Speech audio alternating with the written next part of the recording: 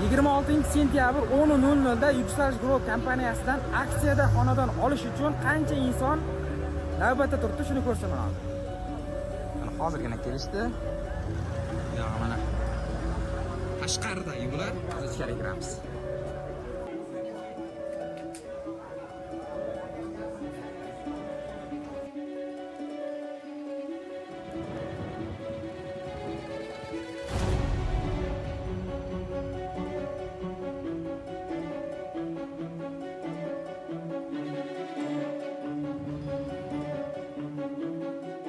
Tashqarida shunaqangi o'chib qo'yapti. Qanash bo'lyapti? Tungi 15 takan 11, uje hozirdan boshlab mana shuncha odam sotuv ofisimizga kelib turibdi. Lekin sotuv detiga soat 7 da ochamiz.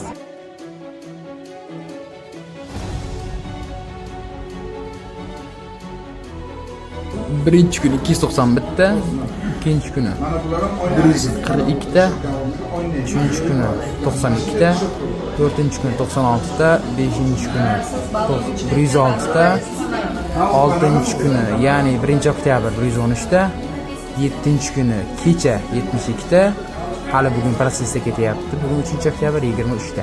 Farg'ona shahrida bir kunda 672 ta xonadonga shartnoma qildik. Hozir mana bu yerda akalarimizdan san ko'rsatdim. Men monitorda qizillar ko'ra odam mazza qiladi-da. Bular nimalar bular? Bular sotilganlari. Shartnoma qilingan shartnomalar anaqa, xonadonlar, ha? Zo'r. Yashillari, qolganlari, sariqlar, bronlari. 131 ta brona. Zo'r. Bir kunda Farg'ona shahridagi 5 bola biznes kompaniyasini 10 gektarlik loyihasi, ya'ni jami xonadonlar 2000 ta bo'lgan.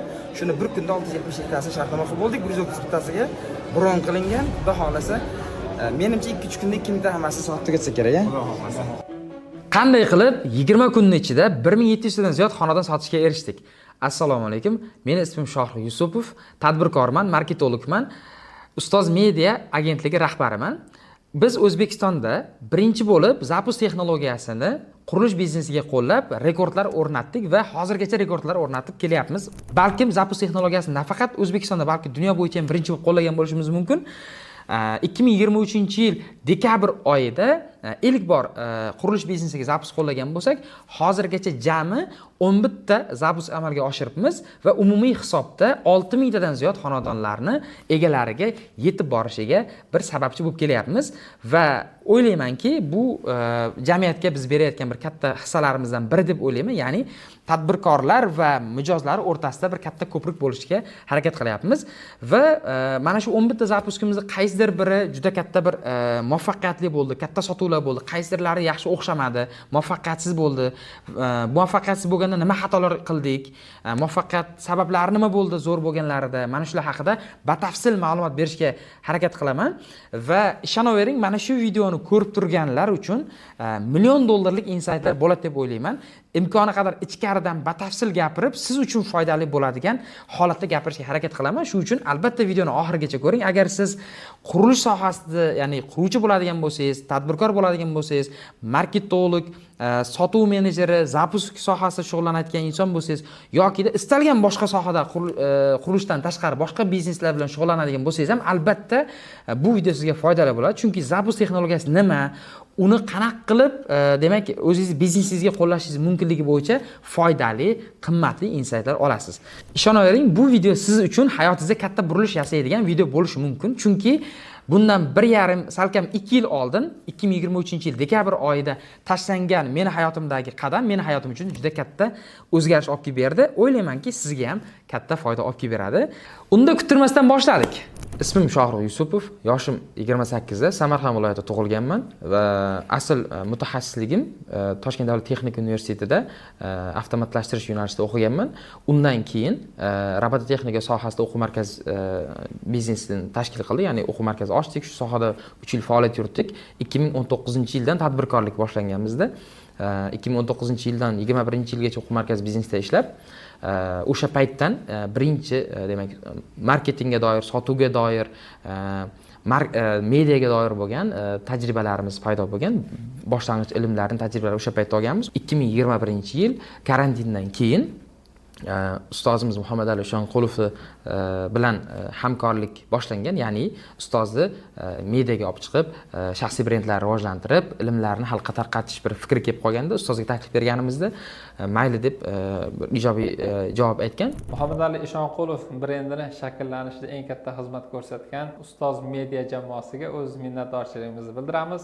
Shu bilan biz tasodifan mediaga kirib qoldik va ijtimoiy tarmoqda o'zining sohasida mutaxassislari bo'lgan ustozlarni, tadbirkorlarni mediaga olib chiqish boshlandi bizda. Va shu 2021-yildan boshlab biz Ustoz Media degan agentlik tashkil qildik 2021-yilda. Shundan boshlab biz turli xil ekspertlarni tanish ustida ishlashni boshladik. Ya'ni bizni yondashuvimiz o'zlarida xalq uchun foydali bo'lgan ilmlarni berish orqali tanitish edi. Shunaqa qilib biz 2022-yil yozigacha, may oylarigacha 50 tadan ziyod tadbirkorlarni, ustozlarni shaxsiy brendi ustida ishladik. Bu ekranda ko'rishingiz mumkin. Biz ishlagan ekspertlarimizning ba'zilari bular. Undan keyin 2022-yil may oyidan boshlab biz onlayn kurslar zapuskiga kirishni boshladik. Ya'ni onlayn kurslarni zapusk texnologiyasi orqali sotishga kirishdik. Bizdan avval bir nechta shu sohada shug'ullanadigan O'zbekistonda zapuskchilar bor edi, lekin juda kam edi o'sha paytda.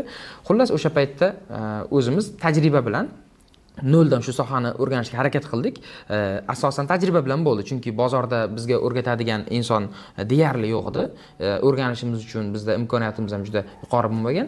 Shu tajriba bilan o'rganishni boshladik-da.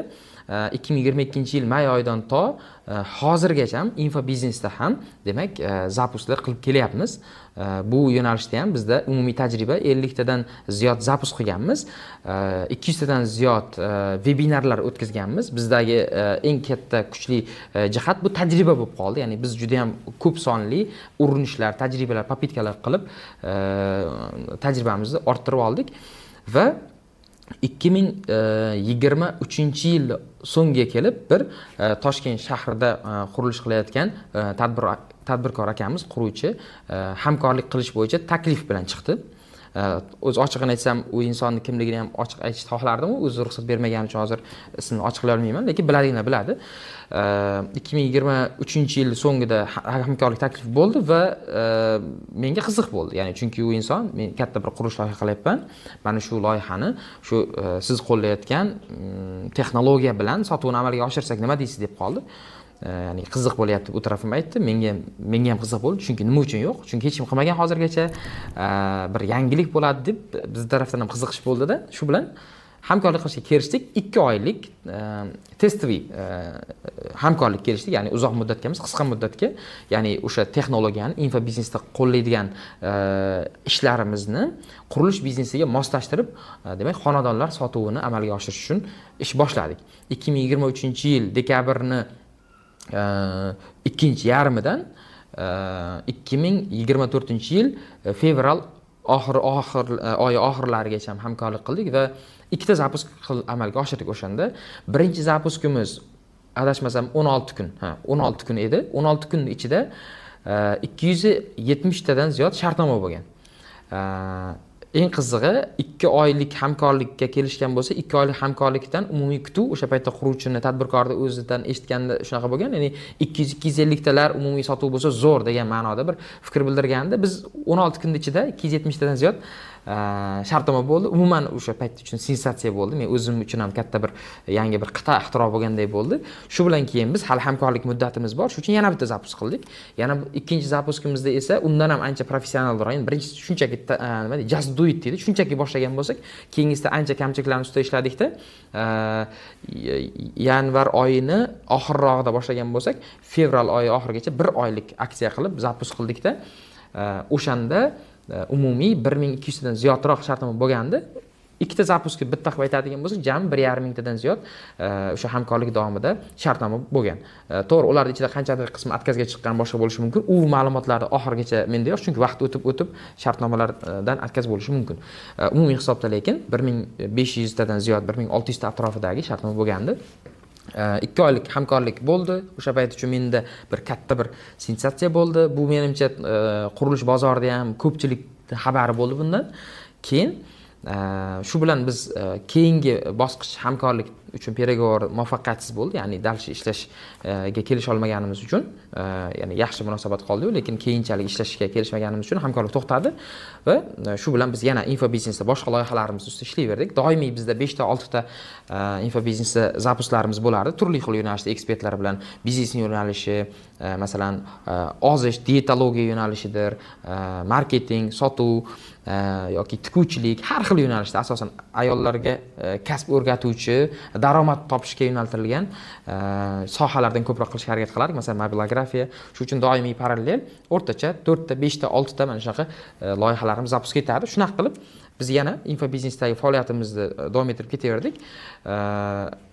Umumiy o'zim uchun shu 2 oylik tajriba katta bir dars bo'ldi. Qanaqa loyihalar ustida ishlash to'g'ri, qanaqa loyiha bilan ishlamaslik kerak, ishlaganda nimalarga e'tibor berish kerak, quruvchini tanlashda nimaga e'tibor berish kerak, hammasi bo'yicha yaxshi tajribalar bo'ldi-da. Shu bilan 2024-yil sentyabr oyi boshlarida samarqandlik quruvchi tadbirkor akamiz Anvar aka Temirov bilan ko'rishdik.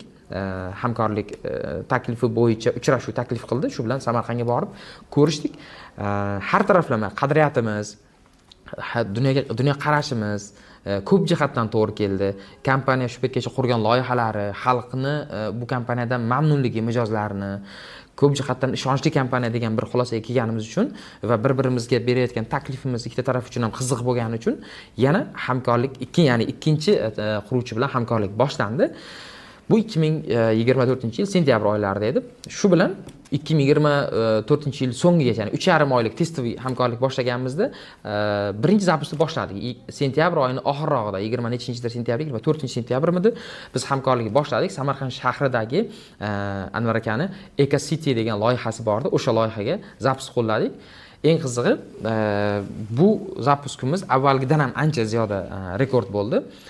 Bir oyda ichida shartnomalar soni emas, aniq faktik sotuvlar soni bizda 1000 tadan ziyod bo'ldi. Bu avvalgi zapusimiz Toshkentda edi. Bu Samarqandda qanaqa bo'lar ekan degan mazmunda bir ikkilanishlar bilan boshladik. Ko'nglimiz to'qidi, bari yaxshi bo'ladi degan, lekin baribir ham 500 ta 1000 ta bo'lib ketib qolishi baribir unchalik ishonadigan darajada emas, lekin Alloh taolaning fazli bilan juda bir ajoyib natija bo'ldi-da. 1000 dan ziyod sotuv bo'ldi. Tadbirkor ancha mamnun bo'ldi bizdan Anvar aka. Ishni ustasi va usta ekan. Yuksalish Shohruxni jamoasiga ham taqarsak chalaylik.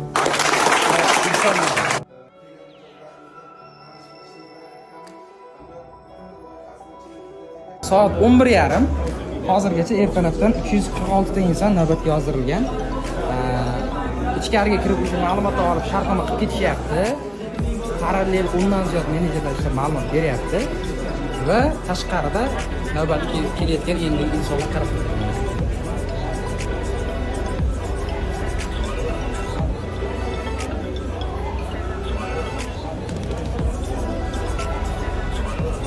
Birinchi kuni 291 ta, ikkinchi kuni 142 ta, uchinchi kuni 92 ta, to'rtinchi kuni 96 ta, beshinchi kuni 106 ta, oltinchi kuni, ya'ni 1-oktyabr 113 ta, 7-chi kuni kecha 72 ta, hali bugun protsessda ketyapti. Bugun 3-oktyabr 23 ta. Yana keyingi loyihaga zapus qilishni boshladik. Kattaqo'rg'on shahridagi loyihasiga sal vaqt o'tib zapus qildik. Bu zapuskimizdagi natija lekin bunaqa bir 500 ta 1000 ta bo'lmadi. Umumiy o'zi 400 qanchadir ham loyiha edi, kvartira bor edi loyihasida, xonadonlar. Biz zapuskimizda 50 tacha atrofida sotuv qildik. Bu raqam boyagi Eco City'ning oldidagiga nisbatan juda kichkinadir, lekin Kattaqo'rg'on bozori shu shaharchasidagi holatga nisbatan yaxshi sotuv bo'ldi. Boshqa quruvchilar albatta sotuvimiz ancha o'sdi-yu, lekin baribir ham bu bizni sotuv kam bo'lgan zapuskimiz bo'ldi. Tadbirkor ham bu vaziyat tushundi, nima uchun kam sotuv bo'lgani, ya'ni biz ham qo'limizda ikkinchi sababini qildik. Tadbirkor Anvar aka tomonidan ham sabablar qilindi. Shu natija shu bo'ldi. Natijaga shukr qilib yana davom etdik harakatda. Undan keyingi zapuskimiz 24-yil oxirida, ya'ni dekabr oyini o'rtalarida edi, 14-dekabr dedi adashmasam, biz 3-chi zapuskimiz bo'ldi Anvar aka bilan. Bu zapuskimiz bizni qisqa vaqt ichida sotuv qilish bo'yicha rekordimiz bo'ldi. Ya'ni o'zi orqa qaytib aytib ketaman. Eco City loyihasiga biz Telegram kanaliga 36 ming odam yiqqanmiz. mana shu yerda o'zi qisqacha ham aytib o'tib ketay. Zapusk nima ekanligini mana shu hozirgachagidan keyin qolgan davom etaman. Zapusk bu sotuvning, marketingning yangi bir texnologiyasi deyishimiz mumkin. Yangi bir instrumenti deyishimiz mumkin, yondashuv deyishimiz mumkin. Oddiy tilda misol keltiraman. Aytaylik, shu paytgacha ommalashgan qurilish biznesidagi sotuv usuli bu, demak, varonkasini aytaman, taxminiy aytaman, adashayotgan bo'lishim mumkin. Demak, e'lon ketadi bir kompaniyani sotuv menejerlari yoki bir blogerlar reklama qilishni boshlaydi. Falon building kompaniyani xonadonlarni siz boshlang'ich to'lov muncha bilan, oylik to'lov muncha bilan xarid qilishingiz mumkin. Hozirda katta bir imkoniyatlar bor sizda degan mazmunda reklama ketadi. Reklamaning oxirida call to action yoki harakatga undash bu ro'yxatdan o'ting pastdagi tugmani bosib deydi. Tugmani bosganingizdan keyin siz ismingiz bilan telefon raqamingizni olib qoladi, yana ba'zi ma'lumotlarni olib qolish mumkin. Bu ma'lumotlar kompaniyani CRM bazasiga borib tushadi. CRM bazaga tushgan ma'lumotlarni endi call centerdagi operatorlar telefon qilib, boyagi kontaktlarga telefon qiladida, maqsad sotuv ofisiga tashrifga aylantirish o'sha mijozlarni. Ya'ni tashrif qilishiga undash. Va assalomu alaykum, shu siz kontakt qoldirgan ekansiz, shunaqa kompaniyadan telefon qilyapman, siz xonadonlarga qiziqish bildirgan ekansiz deydi. Shunda mijoz ba'zi savollar so'raydi, ba'zi savollarga javobni boyagi operator javob beradi, lekin imkoni qadar ofisga chaqirish kerak bo'ladi. Chunki xarid qilish uchun ofisimizga keling, batafsil ma'lumot beramiz, chunki qavatiga qarab har xil narx, u yoqda bunaqa har xil parametrlar gapiradi. Shunda endi o'sha mijozni aytaylik, balki 10%dir, balki 10% dan ham kam qismidir sotuv ofisiga tashrif buyuradi. Ya'ni qiziqqanlar tashrif buyuradi. Endi keyingi etap, demak, tashrifga buyurdi mijoz. Tashrif buyurgandan keyin sotuv ofisidagi menejer qizlar, yigitlar loyiha haqida endi 100% shu maketi orqali, proyektlar orqali ko'rsatib ma'lumot beradi.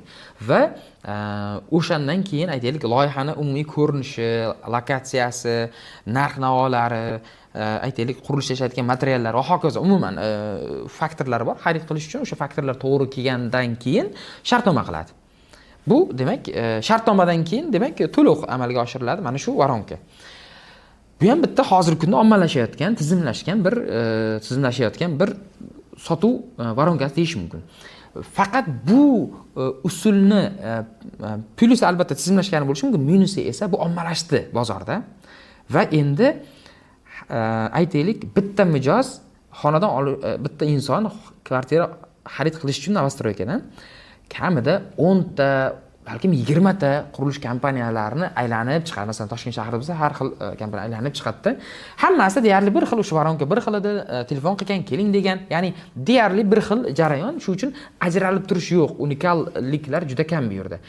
Zapusk texnologiyasi qanaqa deydigan bo'lsak, Zapusk texnologiyasi bu birinchi farqi, biz mana oddiy tilda tushuntiradigan bo'lsak, biz maxsus tadbirkor bilan strategiya tuzib chiqamiz. Zapuskdagi sotuv strategiyasini tuzib chiqamizda maxsus takliflar ishlab chiqamiz. Ya'ni aytaylik, oylik to'lovga bog'liq bo'lgan offer bo'lishi mumkin. Masalan, ekran klass bo'ladigan bo'lsa, oylik to'lovni kamroq bo'lishiga yoki boshlang'ich to'lovni kamaytirishimiz mumkin, xalqqa qulayroq qilish uchun. Umuman umumiy strategiyani tuzib chiqamizda, o'sha strategiyadan kelib chiqib biz offerlar gapiramiz. Aytaylik, oyiga shuncha pul to'lab xonadon xarid qiling, boshqa qiling deymizda, bizni reklama targetlarimiz Facebookda, Instagramda yoki boshqa blogerlar reklama qilayotgandagi call to action, ro'yxatdan o'ting, sizga aloqaga chiqamiz emasda, podrobniy tugmasini bosing, ya'ni pastki tugmani bosingda biz o'sha loyihamizni katta bir taqdimotini qilyapmiz. O'sha taqdimotni ko'rish uchun tugmani bosib Telegram kanaliga o'ting deymiz. Ya'ni biz to'g'ridan-to'g'ri kontaktini olib qolib, ularga tashrifga chaqirish uchun murojaat qilmayapmizda, biz birinchi Telegram kanaliga odamlarni jalb qilib olyapmiz. Jalb qilib olganimizdan keyin u kanalda biz progress qilamiz, auditoriyani qizdiramiz. Ya'ni kompaniya haqida ma'lumot berishimiz mumkin, o'sha quruvchi haqida, kompaniyaning avval qilgan loyihalari haqida, umuman hozir yangi loyiha haqida, umuman mijozni og'riqlari bo'lgan, mijoz uchun muhim bo'lgan, progress uchun muhim bo'lgan, demak, har xil kontentlar, postlar joylaymiz. Va natijada aytaylik, bir qaysidir sanada biz efir o'tkazamiz. O'sha boya onlayn taqdimotni. Demak, mana shu yerda o'z gapimdan ham tushunyapsiz.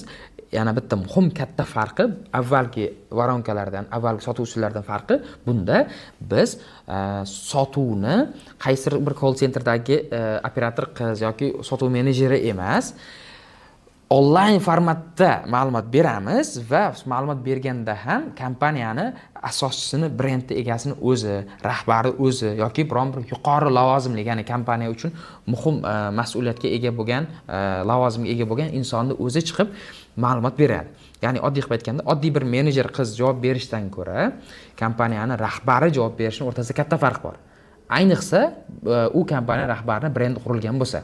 Biz shu uchun kompaniya rahbarining brendini ham quramiz, kompaniyani o'zini brendini ham ustida ishlaymiz va natijada o'sha efirga chiqib gapirayotgan paytda gapirayotgan odamning gapini ta'sirliligi yuqori bo'ladi. Ya'ni eshitayotgan odamga, ha, demak kompaniya rahbari o'zi gapiryapti. Kompaniya rahbari falonchi pistonchi ekan, u ishonchli odam. Ya'ni ishonchli odam degani qanaqa? Hujjati bor, rostdan ham kompaniyaning rahbari, rostdan ham aytaylik, bir ko'rinib turibdi vazn anaqa odamligi, rahbarligi yoki biz ungacha ham kanalda tanishtirganmiz yoki Instagram bor, Instagram tanishtirganmiz, turli xil intervyularga, podkastlarga olib chiqib u insonni tanitganmiz. Shuning uchun bu insonning gapi jiddiyroq qabul qilinadi. Brend bor bo'lgan inson. Demak, bu yerda bitta yana bitta muhim jihat, brend qurilyapti. Biz to'g'ridan-to'g'ri menejer orqali emas, onlayn taqdimot orqali sotyapmiz. Ikkinchi farqi va albatta onlayn taqdimotda bir necha minglab odam kirgandan keyin katta, demak, kolleksiya bor bu yerda. O'sha kolleksiyaning ma'lum bir foizi tashrifga aylanganda ham tashrif ham katta raqam chiqadi. Misol tariqasida aytaman. O'sha EcoCity loyihasida birinchi kunning o'zida 600-700 ta tashrif bo'lgan. Ya'ni biz kech payt, bir kun oldin kech payt taqdimot o'tkazganmiz, onlayn taqdimot. Onlayn taqdimot o'tkazganimizdan bu kunisiga kun davomida 600-700 ta tashrif bo'lgan sotuv ofisiga. Bu bir paytda, bir kunda ichida buncha odam kelishi katta raqam hisoblanadi. Va o'sha 600-700 ta tashrifning ichidan 291 ta shartnoma bo'lgan o'shanda. Tushunyapsiz? Ya'ni nimani hisobidan bu yerda bizda katta sotuv bo'ladi. Shu narsalar tushuntirishga harakat qilyapman, har bir detallarigacha aytib. Demak, shaxsiy brendi borligi, onlayn formatda taqdimot qilayotganimiz, katta kolleksiyadagi auditoriyaga taqdimot qilayotganimiz, albatta maxsus auditoriya uchun, o'sha bizning telay auditoriyamiz uchun qiziq bo'lgan, ularning og'rig'iga, muammosiga yechim bo'ladigan takliflar berayotganimiz uchun. Masalan, o'sha EcoCity loyihasidagi taklifimiz bosh to'lovsiz ham xarid qilish imkoniyati borligi. Ya'ni bosh to'lovsiz deganda, aytaylik 50 million so'm, 100 million so'm, 150 million so'm emas, aytaylik birinchi oyda to'lovini qilib ketishi mumkin. Ya'ni ikkinchi farqi bu 20 oyga, 24 oy, 36 oyga emas, 60 oyga rassrochka qilib berayotganmiz. Ya'ni oylik to'lovlar ham qulay bo'layotgani uchun. Bir narsani tushunishimiz kerak. Albatta qimmat segmentdagi sotayotgan qurilish kompaniyalari, ya'ni premium klassda sotayotganlar uchun ham zapusk albatta ishlaydi, lekin baribir ko'proq ekonom klassga qulay bo'layotgan narxlar bilan sotayotgan qurilish kompaniyalari uchun zapusk juda ham yaxshi ishlaydi. Sababi bu qatlamdagi insonlarning ko'pchiligi hali uyli bo'lmagan. Ya'ni aytaylik oyiga 15-20 million so'm oylik to'lov qila oladigan insonlar uy olayotgandir hozir o'sha qaysidir kompaniyalardan, lekin oyiga 7-8 million so'm pul to'lay olish mumkin bo'lgan insonlar uchun qulay takliflar ana endi sekin-sekin chiqib kelyapti. Shu uchun ham baribir boyagi bu qatlam juda katta. O'z Maslow piramidasida ham eng tepa qismi kichkina foiz, bu adashmasam 7-8, uzog'i 10% bo'lsa kerak, eng boy qatlam. Keyingisi bir 25-30% bu o'rta qatlam, keyin asosiy qismi 65-70% dir. Katta qismi bu daromadi kamroq bo'lgan qatlam hisoblanadi. Mana shu qatlam uchun qulay bo'ladigan taklif bera olganligi ham bu yerda sotuvning yaxshi bo'lishiga muhim faktor, ya'ni qulay taklif berayotgani. Chunki bu qatlamni yig'ib qo'ygan boshlang'ich to'lov puli odatda juda kam. Bo'lsa ham juda kam yokida yo'q. Ya'ni doimo topgan daromadi sarf bo'lib ketadigan qatlam bular. Shu uchun ham shu qatlamga ham qulayroq taklif, ya'ni to'laqonli qulaylik qilish iloji yo'q. Ya'ni unaqa hammasini qamrab olaman desangiz, oyiga 1 million so'm, 2 million so'mdan ham to'lov qilib xonadon olish imkoniyati berish kerak bo'ladi. Uni deyarli iloji yo'q menimcha hozirgi sharoitda. Lekin aytaylik, boya aytganimdek, oyiga 5 million 10 million oralig'idagi to'lovlarga ham imkoniyat beriladigan bo'lsa, bu ichida katta qatlam. Ularni ham qamrab olish imkoniyati bor.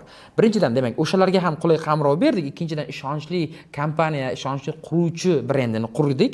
O'shalarni nomidan bor. Ya'ni hammaga ham ishonib ketavermaydi baribir ham u insonlar, chunki topayotgan pulini imkoni qadar to'g'ri joyga, ya'ni ortiqcha ko'p puli yo'q, to'g'ri joyga ishlatishga harakat qiladi. Xo'p, sabablarni sanayapman. Nimani hisobidan zapusk yaxshilayapti.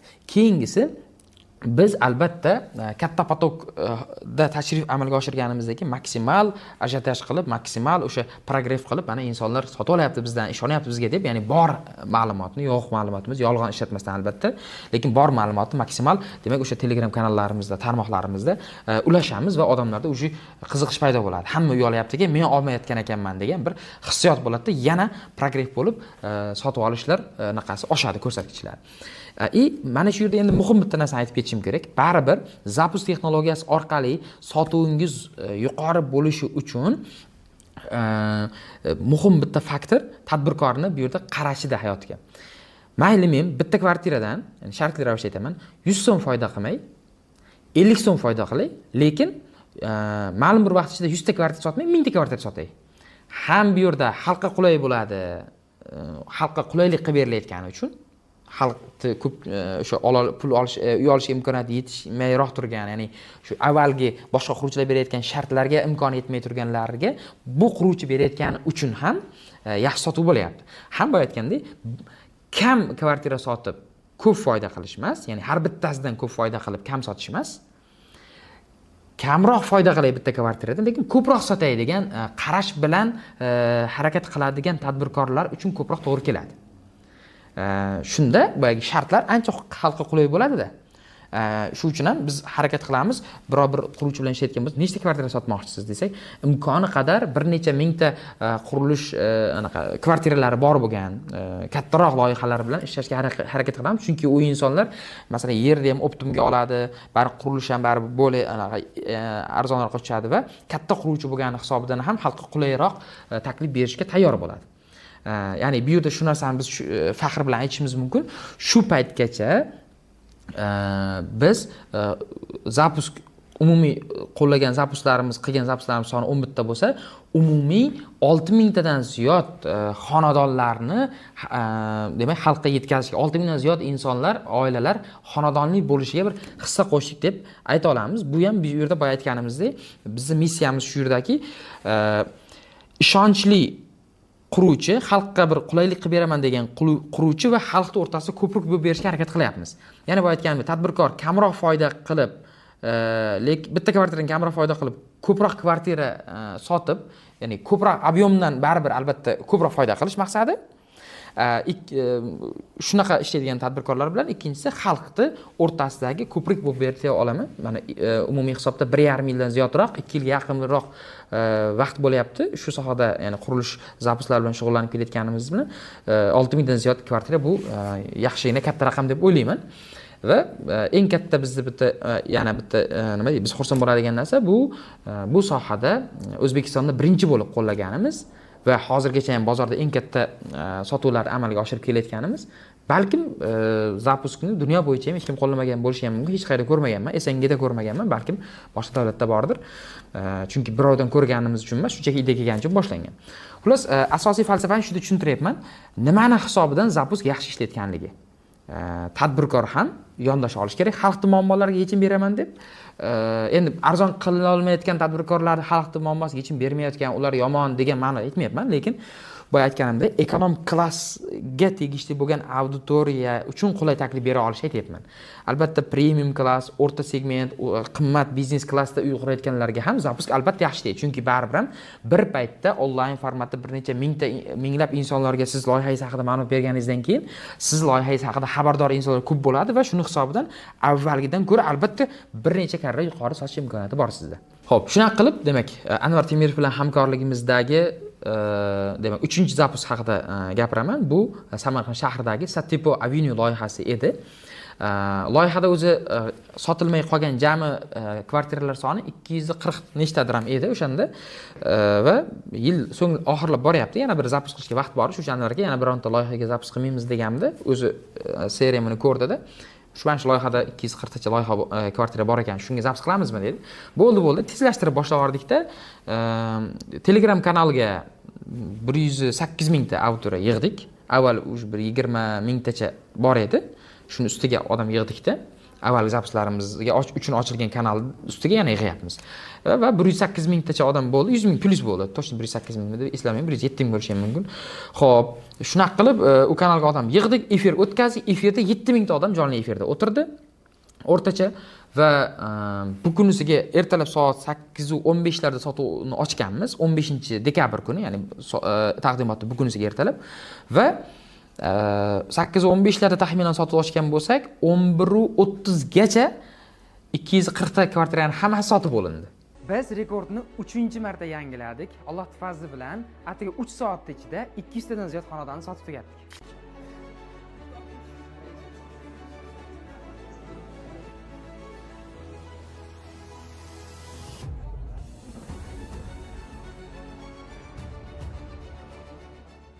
Men har safar aytaman, ko'p narsani ishonib topshirsam agar egasiga, ustasiga topshiramiz.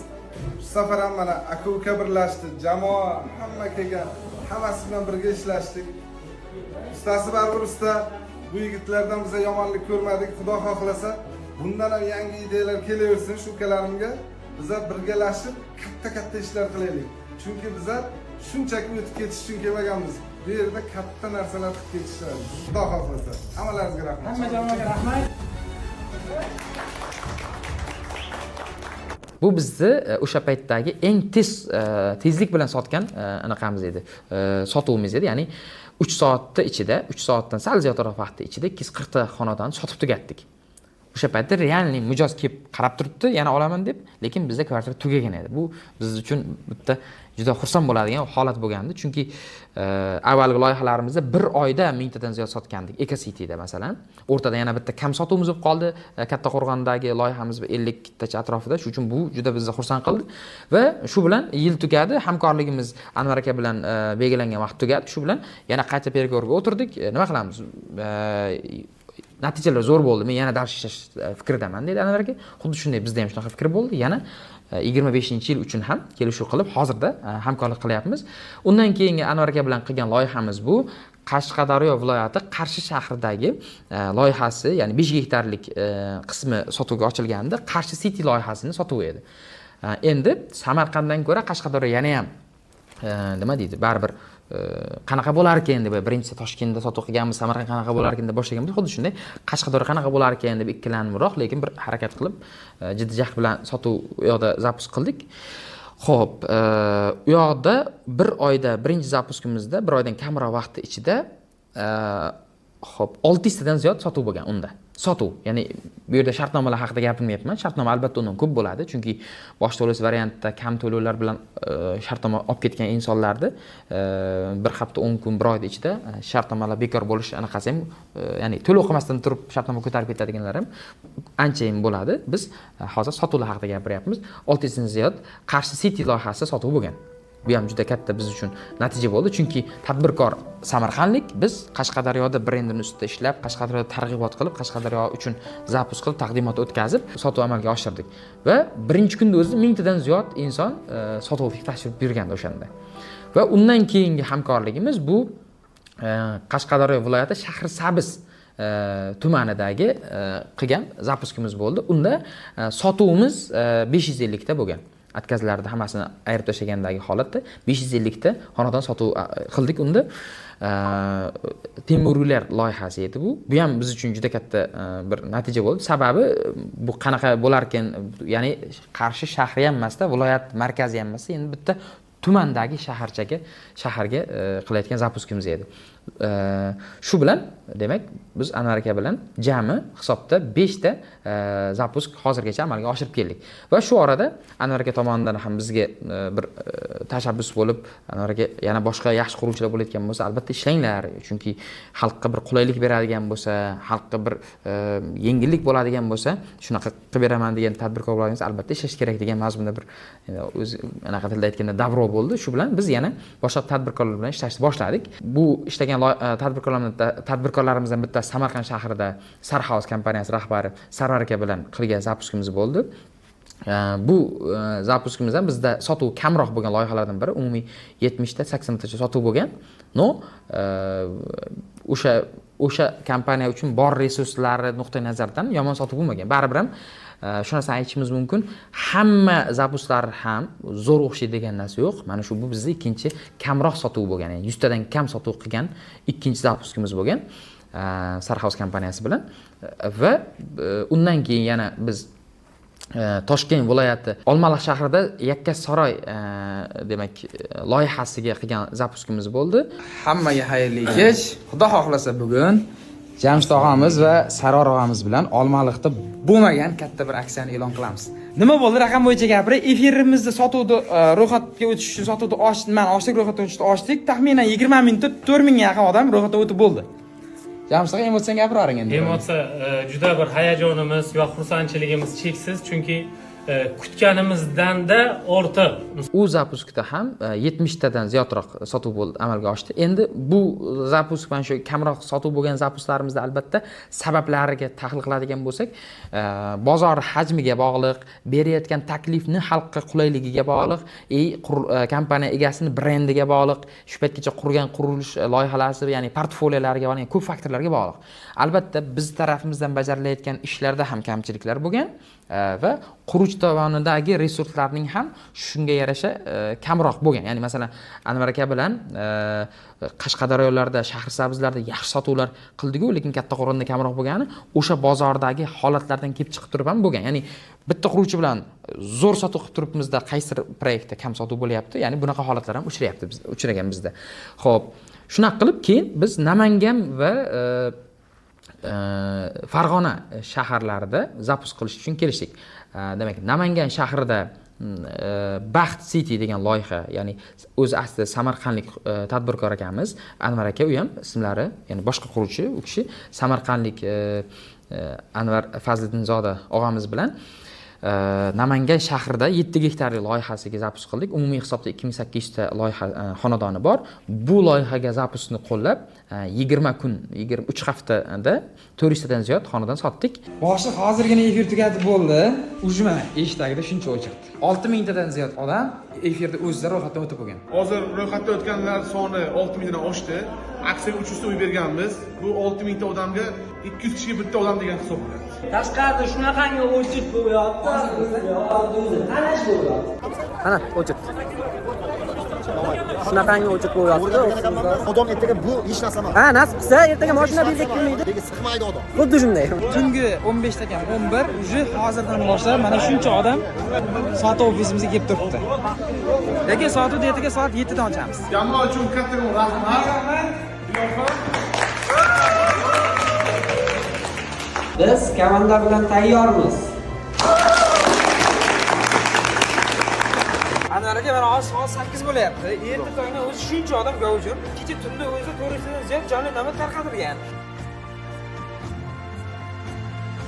137 ming. 137 ming odam yig'ilgan. Bu O'zbekiston rekord bo'lsa kerak deb Shahsher aytyapti. Yo'q, bu dunyo rekordi deyapman, chunki undan avvalgi rekord ham o'zimizda edi. Bu shu tadbirkor uchun, shu holatdagi resurslar uchun zo'r natija bo'ldi. Chunki tadbirkor o'zi namanganlik emas, samarqandlik, boshqa viloyatdan kelyapti.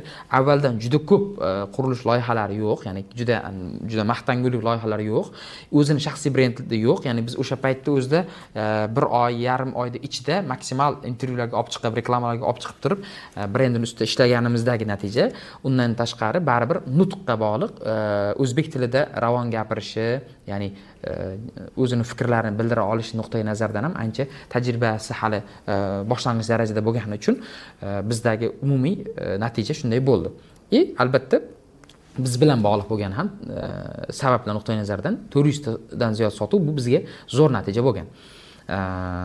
Xo'p, undan keyingi bizning zapuskimiz, mana hozir bugungi mavzumizni sarlavhasi sifatida qo'yganimiz Farg'ona shahrida qilgan 5 bola Buildings kompaniyasi, ya'ni Abdulaziz og'amiz bilan qilgan zapuskimiz. Bu insonning kompaniyasi 5 bola beton, 5 bola drobilka degan o'zi Farg'onada ancha vaqtdan beri shu bozorda o'ziga yarasha taniqli bo'lgan kompaniya bo'lgan va qurilishga yaqindan beri kirib kelgan. Bir nechta loyihalar topshirganda hali juda katta loyihalari yo'q. Lekin bitta yaxshi Sakinat degan loyihasi chiroyli holatda topshirgan, shuning uchun xalqning fikri yaxshi. Shu loyihaga zapusk qo'lladik va bunda sarlavhada aytilganda 20 kunning ichida umumiy 1700 dan ziyod sotuv bo'lgan. Shu 20 kunning ichida откazga chiqqanlari ayirib tashlangan holatda 1700 dan ziyod sotuv bo'lgan. Bu bizning eng katta rekordimiz bo'ldi. Bu menimcha O'zbekiston bo'yicha eng katta rekord va bundan tashqari balkim SNGdagi ham bo'lishi mumkin, yana ham bilmadim, buni o'lchamaganmiz. Bugun 10 gektarlik Nur kompleksimizni sotuvi ochilishi bo'ldi. Bugun 2,5 mingta odam tashrif 2,5 mingta odam tashrif buyurdi. 800 ga yaqin shartnoma qildik. 5-iyungacha 500 xonadagi aksiya qo'yamiz degan odam bugun bir kunda o'zida 800 taga yaqin shartnoma qildik va eng qizig'i 2000 ta xonadonga ham o'sha aksiyani e'lon qildik. Soat 9 ertalabki mana tashqaridagi atmosfera. Ichkarida parallel 10 ta menejer shartnoma qilyapti hozir.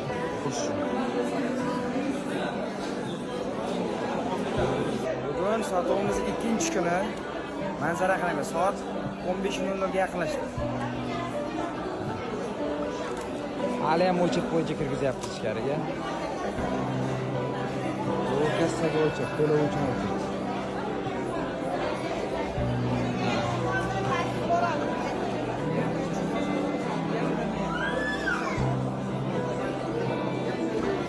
Xo'p, mana shuni oddiy voronkasi haqida gapirsam, demak, bu uchun nimalar qildik?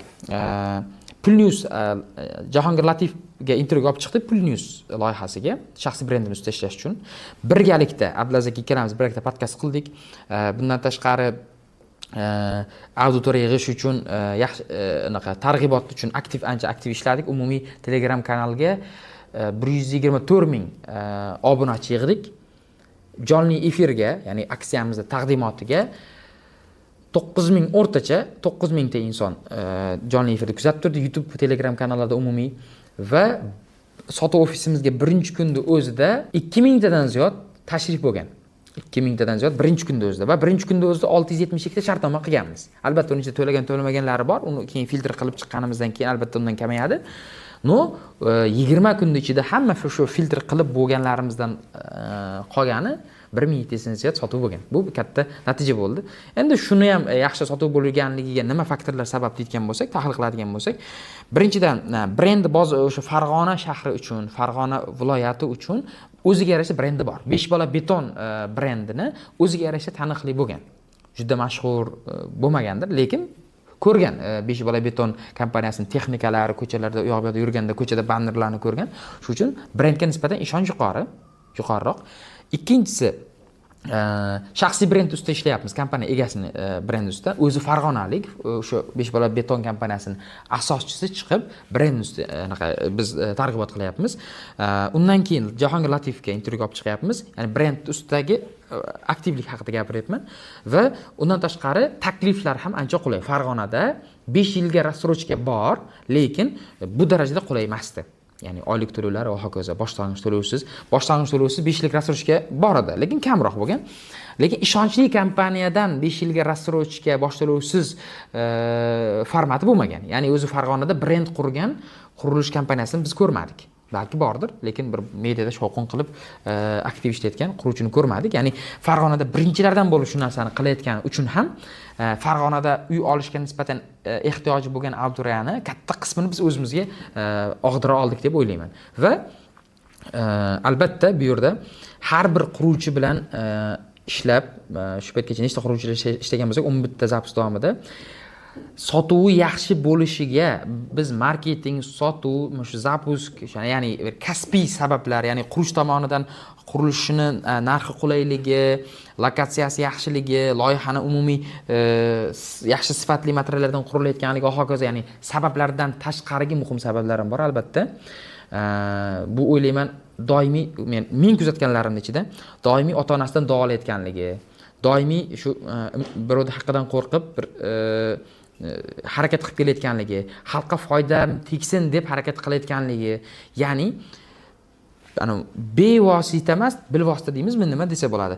Kasbga doir emas, kasbdan tashqarigi barakaga ta'sir qiladigan faktorlar bilan ham aktiv ishlayotgan tadbirkorlar bo'lganligi uchun ham deb o'ylayman. Chunki bu bitta tadbirkorda ko'rmadim.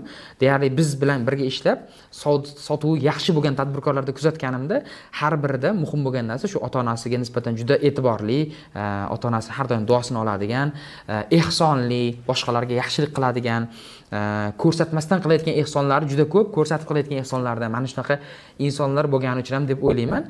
Va avvalo eng asosiy faktor, endi faktor deyish noto'g'ri, hammasi Allohning fazli bilan.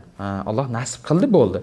Ya'ni faktorlarni muhimlarini aytayapmanki, kasbiy faktordan ham muhim bo'lgan faktor mana shu ota-onalar bilan bo'layotgan munosabat, birovlarga ehsoni bo'lgani, sadaqasi bo'lgani, yaxshiliklari bo'lgani uchun deb o'ylaymiz va albatta katta himmatda bo'lib, kalibri katta bo'lib, katta ishlar qilaman deb ana duxi yetib harakat qilayotgani. Masalan, ko'pchilik mana hozir zapusk yo'q, bo'lmaydi, u yoq bu yoq deb negativ fikr bildirib, ertaga bu ko'ramiz, bu qurilishlar rostdan ham bitiramikan, yo'qmikan, bosh to'lovsiz qanaqa qilib quradi bular yoki 5 yillik rassrochka qilib beryapti, inflyatsiya hisobini olmayapti, kompaniya umuman ahmoqona yondashyapti deb turib fikr bildirayotganlar ham bor.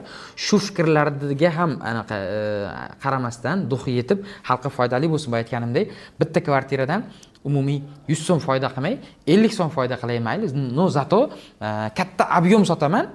Shu aytaylik 100 so'mdan 100 ta sotayotganlardan ko'ra 50 so'mdan 1000 ta sotayotganlar albatta ko'proq foyda qiladi. Shu modelni tanlang. Zato o'sha ekonom klassdagilar, o'sha ya'ni imkoni qadar oylik to'lovlar qulay bo'lishini xohlayotgan xalqqa ham bir foydali takliflar berib, ularning hojati chiqarilayotganini katta faktor deb o'ylayman. Shuning uchun ham biz harakat qilyapmiz, imkoni qadar xalqqa foydali takliflar berishga tayyorman, katta loyihalar qilyapman degan imkoni qadar shu o'zimizning qadriyatlarga asoslangan holatda ishlashni xohlaydigan tadbirkorlar bilan shu kredit foizlarni aralashtirmasdan xalqqa shu ichki rassrochkani imkoni qadar uzoqroq vaqtga qilib berib, halol bo'lib to'lash usullari orqali qilishni xohlayotgan tadbirkorlar bilan ishlashga harakat qilib kelyapmiz va o'ylayman, xudo xolasa shu orqali biz ham jamiyatga shu orqali bir hissamiz tegyapti deb o'ylayman. Zapus texnologiyasini boshqa bizneslarga ham qo'llasa bo'ladimi degan savol ko'pchilikdan keladi. O'zi yuqorida e'tibor qilgan bo'lsangiz, nimani hisobidan Zapus texnologiyasi qurilish biznesiga, umuman info biznesga yaxshi ishlayapti. O'shani tushunib olgan bo'lsangiz, umumiy xulosa shunaqa bo'lish kerakki, sizda ham, ha, demak, buni men o'zim biznesimga ham qo'llasa bo'lar ekan degan xulosa bo'lish kerak. Ya'ni demoqchi bo'lgan narsam, nima hisobidan Zapus yaxshi ishlayapti? Aytganimdek, onlayn format, bu zamon o'zi, bizneslar onlaynga o'tyapti. Mana hozir biz Zapus degani qurilishda kvartiralarni onlayn formatda sotish degani. To'g'ri, shartnoma uchun sotuv ofisiga kelar, lekin u uyda o'tirgan holatda o'sha qashqadaryolik odamdir, vodiylik odamdir, O'zbekiston yoki dunyo bo'yicha istalgan nuqtadan turib, aytaylik, Toshkent shahridagi bir qurilish kompaniyani taqdimotiga qatnashyapti. U kelmayapti sotuv ofisiga, keling, keyin sizga javob beramiz, u yoq bu yoq demayapti. Shu onlayn formatda uyda o'tirgan holatda yoki chet elda turgan holatda kompaniyani, demak, loyihasini taqdimotda qatnashyapti. Va eng qizig'i o'shanaqa minglab insonlar qatnashyapti. Va yana bu yerda loyiha haqida bir qayerdagi 2-3 oy ishlab keyin ishlashi ma'lummi noma'lum bo'lgan bir sotuv menejeri emas, kompaniyaning rahbarini o'zi gapiryapti. Xalqda shunga yarasha daveriya bo'ladi keyin. Ham ko'p odam bir paytda kuzatyapti o'ziga qulay sharoitda.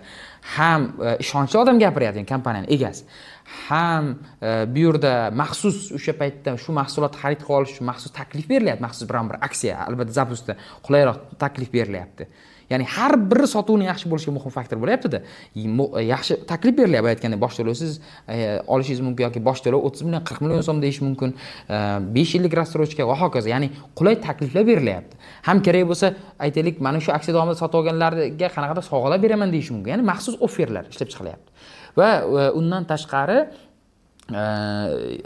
o'sha 1,5 soat mahsulot haqida podrobniy ma'lumot beryapti kompaniya egasining o'zi. Ya'ni bemalol kuzatib, o'sha nimasi bo'ladi, bu loyiha nima maqsadda qilingan, shu paytgacha qanaqa loyihalar qilgan, hammasini gapirib beryapti.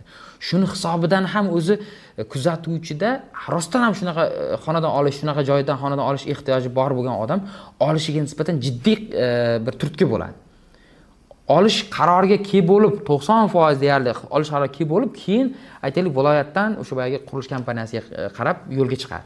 Keyin kelsa yana katta potok, bir paytda yuzlab odamlar turibdi. Ha, demak men adashmayotgan ekanman. Demak hamma mana ishonyapti ekan. Demak ishonchli kompaniya ekan. Demak haqiqatan ham yaxshi taklif bergan ekan deb boyagi ikkilanib 10% ikkilanish qolgani u ham yechilib ketadi-da, kelib turib o'sha kerak bo'lsa o'chirtga turib xonadon xarid qiladi. Ya'ni biz qanaqa Zapus qilgan bo'lsak, hech bir navbatsiz bo'lmagan. Ya'ni har birida ochert bo'lib ketib qolgan. Bu ham bitta ishonchni oshiradi. Ya'ni ochert bo'lib turgan, navbat katta bo'lib turgan qurilish kompaniyadan xonadon xarid qilishda ishonch yuqori bo'ladi. Ya'ni shuncha odam navbatga turib, demak yaxshi mahsulot olyapti deb. Ya'ni talpa effekti nima shunaqa deyiladi. Ya'ni ajiotajda bo'lib, odamlar уже to'xta, bu ishonchlimi yo'qmi degan savollarga ham juda ham chuqurlashavermaydi. Ya'ni negativ fikrlarga o'rlashavermaydi. Albatta, shunga yarasha ishonchli kompaniya bilan ishonchli kompaniya bo'lish kerak, dokument joyida bo'lish kerak. Shunga yarasha rostdan ham qurib beraman degan niyatda bo'lish kerak. Mana shunaqa quruvchi uchun yaxshi. Chunki baribir zapuskda firibgar bo'lgan quruvchi bir sira ishlatsa yaxshi ishlashi mumkin. Keyin rostdan ham qurib bermagani uchun, rostdan vaqtda qurmagani uchun, ishonchli harakatlar qilmagani uchun baribir ertaga u kompaniya qulaydi. Ya'ni baribir qachon haqiqiy brend quriladi, rostdan ham xalqning oldidagi bir so'zini ustida chiqqanda. Masalan, Anvar aka bilan xuddi shunday bo'lyapti. Xudo xolasa 26-iyun kuni biz birinchi sotuvini ochgan EcoCity loyihamizni birinchi qismi demak topshirilyapti. Katta tadbir qilinib. Mana biz rostdan ham o'sha paytda sizlarga aytgan taklifimiz bo'yicha qurdik mana loyihani, mana topshirish bo'lyapti deb topshirilyapti. 1000 dan ziyod xonadon egalariga topshiriladi kaliti. Katta tadbir bilan topshiriladi. Ya'ni 100 yorug' bo'ladi. Shu paytgacha ham ko'p loyihalar topshirgan, lekin eng kattasi bo'lyapti topshirgancha. Eng qizig'i o'sha zapusk davridagi sotuv qilingan loyihalar ham bo'lgani uchun ham bu juda bir jiddiy e'tibordagi loyiha bo'lyapti hozir buni. Shuning uchun 26-iyun kuni katta bir tadbir topshirilyapti. Ya'ni rostdan ham topshiradigan quruvchi bo'lsa, bundan keyingi zapusklar yana ham yaxshi ishlayveradi. Chunki rostdan u topshirgan, rostdan ham mana loyihalari deb davriy yuqori bo'ladi. Shuning uchun zapusk bu aytganimdek katta imkoni qadar kattaroq ob'yomda zapusk qiladigan, qurilish qiladigan tadbirkorga ayni muddao, imkoni qadar nima deydi? O'zini potensiali katta bo'lgan, portfoliyolari bor bo'lgan quruvchilar uchun ayni muddao. Lekin shunaqa katta quruvchilar qilmayotgan paytda albatta kichkina quruvchilar bozorga tez kirib, Murod Nazarov ustozimiz aytgandek, katta kitlarni kichkina lekin tez harakat qiladigan baliqlar yeb qo'yadi degan mazmundan bir gapi bor edi, bir anaqada treningda eshitgandim, videosida demoqchi bo'lganim shu tez harakat qilayotgan, kichkina ob'yomda qursa ham lekin tez harakat qilayotgan tadbirkorlar, quruvchilar albatta yengib o'tadi. Chunki hali ko'p katta tadbirkorlar buni anaqasiga tushungani yo'q, zapuskni effektiga deb o'ylayman. Bu shaxsiy fikrim. Shunaqa. Endi boshqa bizneslarga boya aytganimdek, sababini sanab o'tayotgandim, chalg'idim gapdan. Demoqchi bo'lganim, albatta tahlil qilib ko'ring. Nimani hisobidan qurilishga zapusk qo'llasa yaxshi sotib bo'layotgan bo'lsa, albatta o'sha sabablar sizda ham qo'llanilsa, albatta siznikida ham o'xshaydi. Xudo xolasa. Bo'lishi mumkin, qaysidir ba'zi sohalarda qo'llash iloji yo'q bo'lishi mumkin, lekin deyarli aksari hamma biznesga qo'llasa bo'ladi. Bu zamonaviy sotuv usuli, onlayn formatda sotish usuli. Shuning uchun bundan albatta foydalanish kerak. Shu paytgacha nima yuqorida bildirgan fikrlar albatta shaxsiy fikrlar, hammasi haqiqat emas. Shu paytgacha tajribamizdan orttirgan fikrlarimiz xolos. Qaysi qismiga qo'shilmasingiz mumkin, qaysi fikrga qo'shilishingiz mumkin va bundan tashqari zapusk, marketing, sotuv sohalarida faoliyat yuritayotgan insonlarga ham, mutaxassislarga ham aytadiganim, zapuskni imkoni qadar yaxshi sohalarga, yaxshi tadbirkorlarni, yaxshi mahsulotini xalqqa yetishgazishga xizmat qilish uchun qo'llashga kirishish kerak. Yaxshi sohalarga, ayniqsa shu xalqda og'irlik katta bo'lgan sohalarda qo'llashga kirishish kerak. Bu menimcha xalqqa, jamiyatga beradigan bir siz sotuvchi, marketolog, zapuskchi, mutaxassis o'laroq xalqqa qiladigan xizmatingiz bo'ladi. Albatta yaxshi sotuvdan yaxshi daromad ham bo'ladi. Shuning uchun tavsiya qilaman, yangi tesha tegmagan sohalarga ham qo'l uring. Albatta qurilish sohasida zapusk qilishingizni ham tavsiya qilaman. Shunaqa gaplar, foydali bu videomizdan foydali insight olgan bo'lsangiz xursandman. Bizdagi bu natijalarni avvalo yuqorida aytganimdek Alloh nasib qildi, keyin shu ota-onamiz o'qib turibdi, shu zamonning zamonaviy bir texnologiyasini nima deydi, vaqtida qo'llayotganligimiz ham deb o'ylayman va jamoamizni birlashib, dadil harakat qilib kelib, shu nima deydi, g'ayrat bilan energichniy bo'lib harakat qilayotganim ham deb o'ylayman. Juda ko'p sabablar bor albatta. Shuning uchun imkoni qadar vaqtida trend bo'layotgan sohani vaqtida qo'llab qolib, vaqtida effekt qilib tepaga chiqa olish kerak. Shunaqa, hammaga sog'lik, salomatlik, foydali insight olgan bo'lsangiz xursandman. Nimadir insight olgan bo'lsa albatta izohga yozing. Sizga foydasi tegan bo'lsa xursandmiz. Assalomu alaykum.